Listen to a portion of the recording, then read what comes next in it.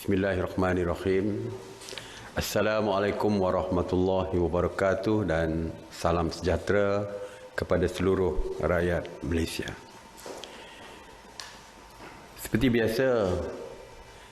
Seperti hari-hari biasa laporan saya akan mulakan dengan laporan dari segi kepatuhan rakyat kepada perintah PKP ini. Peratusan kepatuhan masih lagi tidak banyak berubah, iaitu masih lagi di sekitar 97%. Semalam pihak PDRM dan ATM telah mengadakan sebanyak 779 sekatan jalan raya di seluruh negara dan melakukan pemeriksaan ke atas 490,249 kenderaan. Sebanyak 47,900 pemeriksaan mengejut telah dilaksanakan dan sebanyak 5,028 premis telah diperiksa oleh pihak berkuasa. PDRM semalam telah menahan seramai 1,095 individu kerana engkar PKP, di mana 815 individu dikenakan kompaun, sebanyak 242 individu direman dan 38 individu dijamin polis. Jumlah tangkapan kumulatif engkar PKP dari 18 Mac hingga 10 April 2020 adalah seramai 7,759 individu. Seramai 373 individu telah pun dituduh di mahkamah kerana engkar PKP. Seperti kita maklum, semalam Yang Amat Berhormat Perdana Menteri telah pun mengumumkan untuk sambungan PKP, iaitu PKP ketiga. Pihak PDRM telah mengambil ketetapan bahawa tindakan yang lebih tegas dan tidak akan berkompromi lagi dengan individu yang masih engkar dan degil. Mereka yang tidak ataupun engkar mematuhi PKP kali ini akan ditangkap dan dituduh di mahkamah di bawah Seksyen 24 Akta Pencegahan dan Pengawalan Penyakit Berjangkit 1988 ataupun Akta 342 yang membawa hukuman penjara tidak lebih dari 2 tahun atau denda atau kedua-duanya sekali. Bagi kesalahan kedua di bawah akta ini, ianya boleh membawa hukuman penjara tidak lebih daripada 5 tahun dan denda atau kedua-duanya sekali. Jadi saya ingin tegaskan, semalam kita lihat pertambahan dari segi jumlah tangkapan. Bermakna mulai semalam pihak polis tidak lagi berkompromi dan tidak boleh dan akan mengambil tindakan yang tegas ataupun boleh dikatakan keras seperti yang dikatakan sebelum ini, dan akan dihadapkan terus ke mahkamah.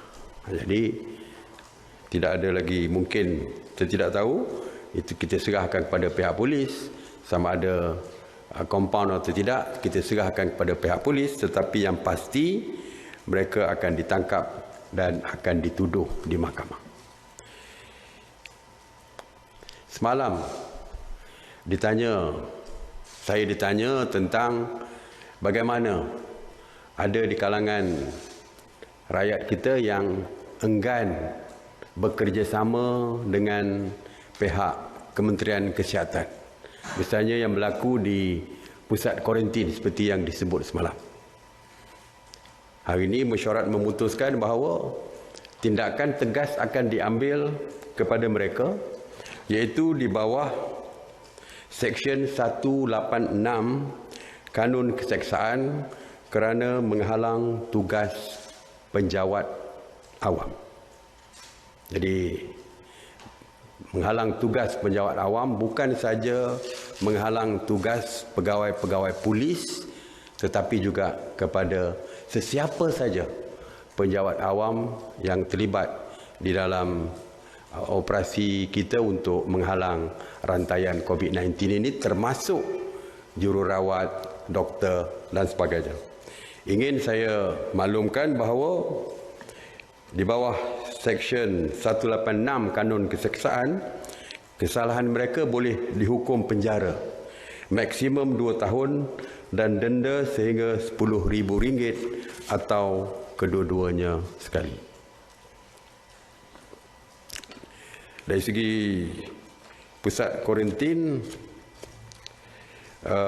semalam seramai 386 rakyat Malaysia telah pun pulang ke tanah air, dan setakat 9 April 2020 sebanyak 156 pusat kuarantin telah beroperasi berbanding dengan hari 156 pusat kuarantin telah beroperasi berbanding dengan 146 yang beroperasi semalam, dengan 11,445 individu telah dikuarantin secara wajib.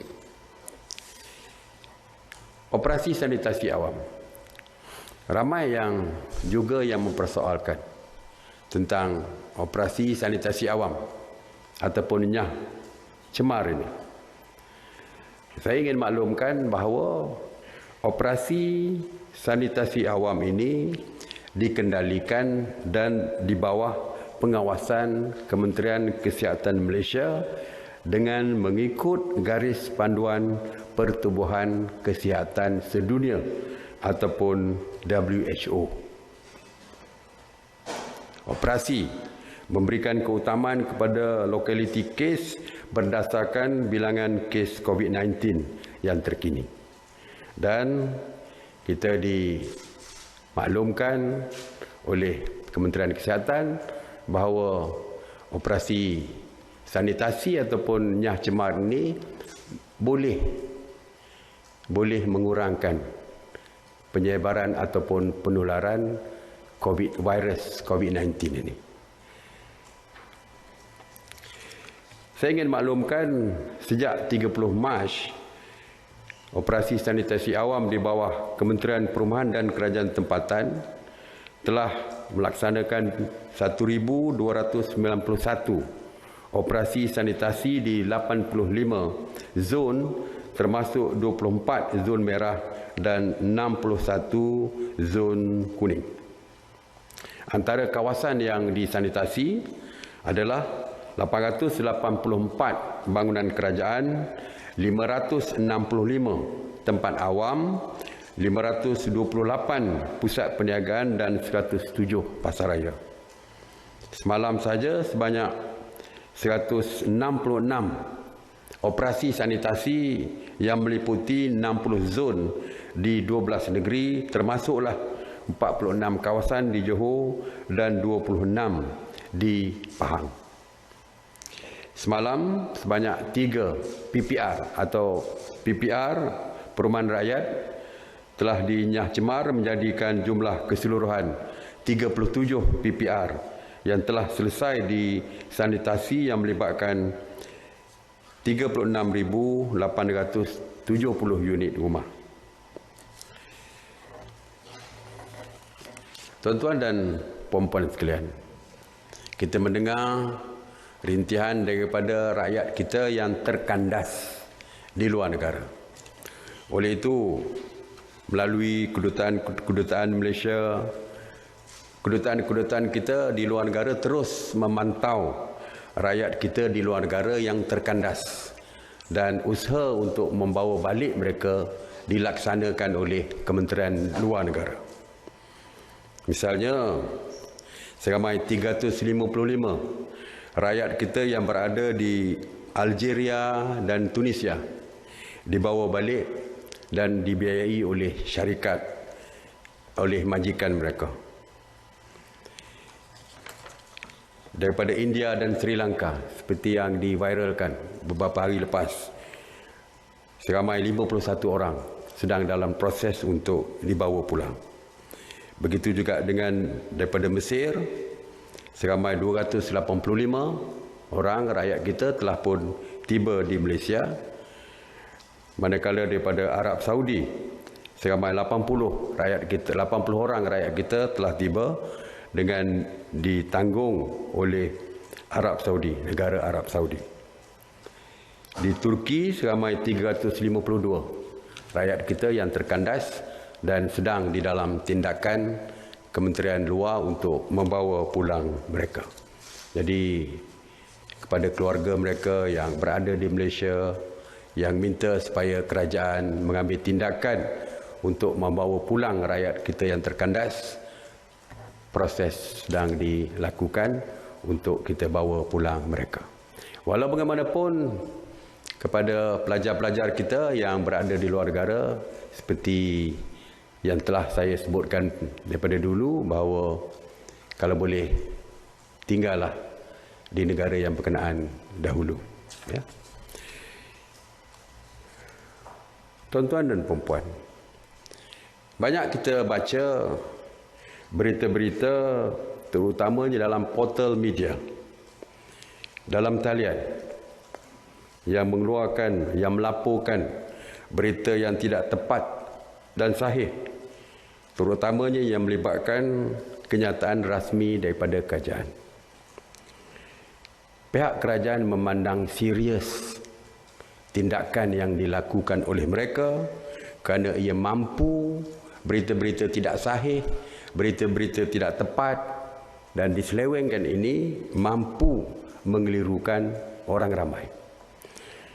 Dan mungkin seterusnya akan menimbulkan keresahan rakyat. Jadi mesyuarat pagi tadi telah memutuskan bahawa supaya pihak SKMM dan juga pihak polis mengambil tindakan tegas terhadap portal-portal berita yang menyiarkan, melaporkan berita yang mengelirukan dan tidak tepat ini. Jadi saya memohonlah kepada portal-portal berita supaya lebih beretika untuk melaporkan berita yang sahih dan tepat. Jadi itu saja. Terima kasih. Assalamualaikum warahmatullahi wabarakatuh. Dan seperti biasa pesanan saya, tinggal di rumah untuk keselamatan. Stay home, stay safe. Soalan? Datuk Seri, semalam ada diumumkan perkhidmatan yang dibenarkan beroperasi selepas ni. Dan salah satu perkhidmatan ialah kedai gunting rambut.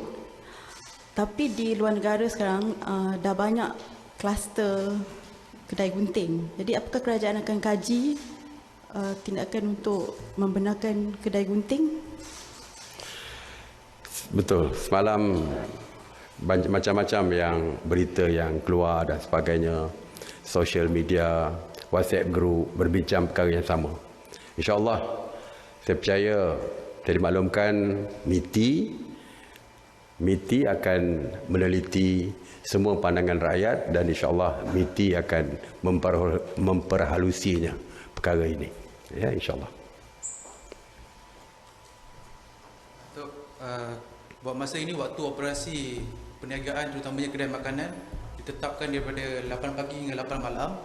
Jadi adakah kerajaan bercadang untuk melanjutkan waktu ini terutamanya pada bulan puasa nanti? Sebab ada nak pakai Grab nak beli makanan. Belum lagi. Ya, belum lagi. PKP 2 pun tak habis lagi. Sampai 14 April ni baru PKP 2 dan insya-Allah kita akan tengok keperluan. Ya, kalau setakat ini saya tengok keadaan begitu tenang dan selesa. Rakyat masih lagi boleh membeli makanan sehingga pukul 8 malam sebelum kedai ditutup dan sebagainya. Tidak ada banyak aduan tentang kesukaran mereka untuk mendapatkan makanan. Jadi saya kira kita setakat ini masih lagi tidak menukar dari segi jangka waktu yang ditetapkan. Ya. Semalam pun Datuk Seri ada menyentuh mengenai dengan pelajar-pelajar yang berada di IPT. Jadi adakah kerajaan akan membuat satu penelitian, adakah membenarkan mereka balik? Jika tetap boleh balik, bagaimana cara dia tu? Kita menerima cadangan daripada KPT tadi. Walaupun kita perlu meneliti dengan lebih lagi kerana ianya akan melibatkan pergerakan yang sangat besar jumlahnya.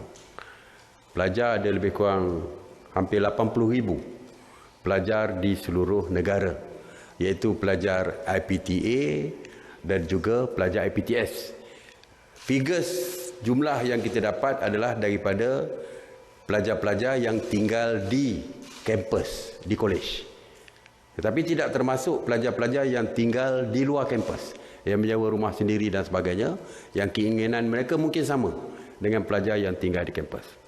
Jadi telah dibentangkan tadi dengan cadangan-cadangannya, tetapi oleh kerana jumlah yang begitu besar, ada sebahagiannya ingin pulang ke Sabah dan Sarawak yang akan dikuarantin secara wajib di Sabah dan Sarawak dan sebagainya. Kita minta supaya Kementerian Kesihatan melihat perkara ini dari segi kesan kepada kesan kepada kesihatan, bukan saja kepada pelajar terbabit tetapi kepada penduduk di kawasan mereka yang mereka akan pulang ke tempat itu nanti. Jadi akhirnya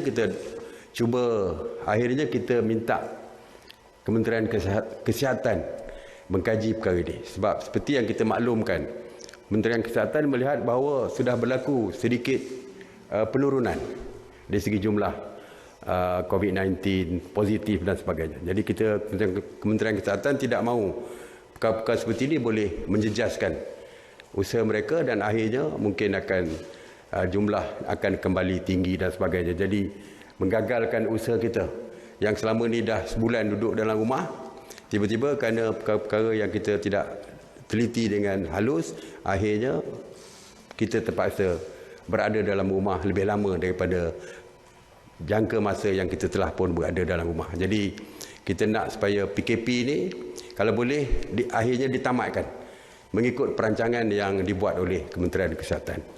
Ya, okey. Alright. Terima kasih. Assalamualaikum warahmatullahi wabarakatuh.